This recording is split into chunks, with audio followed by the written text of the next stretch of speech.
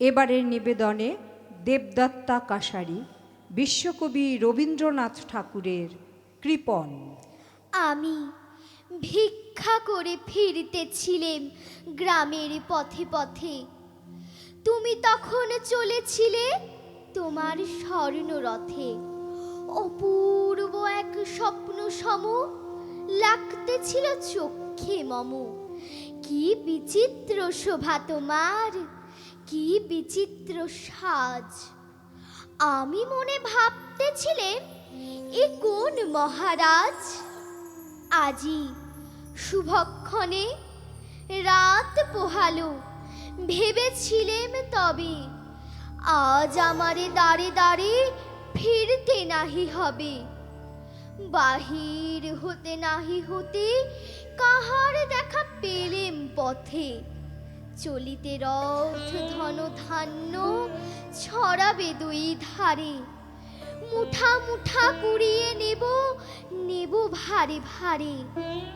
দেখি সহসা রথ থেমে গেল আমার কাছে এসে। আমার মুখ পানে চেয়ে নামলে তুমি হেসে। দেখে মুখের প্রসন্নতা জুড়িয়ে গেল সকল ব্যথা। হেন কালে কিসের লাগি তুমি অকস্মাৎ আমায় কিছু দাও গো বলে বাড়িয়ে দিলে হাত। মরি এ কি কথা রাজাধিরাজ, আমায় দাও গো কিছু। শুনে ক্ষণকালের তরে রইনু মাথা নিচু। তোমার কি বা অভাব আছে ভিখারি ভিক্ষুকের কাছে? এ কেবল কৌতুকের বসে আমায় প্রবঞ্চনা। ঝুলি হতে দিলেম তুলে একটি ছোট কণা।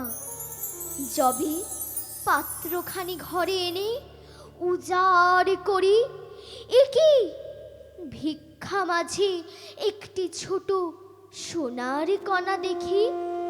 দিলেম যা রাজ ভিখারি রে, স্বর্ণ হয়ে এলো ফিরে। তখন কাঁদি চোখের জলে দুটি নয়ন ভরে। তোমায় কেন দিইনি আমার সকল শূন্য করে।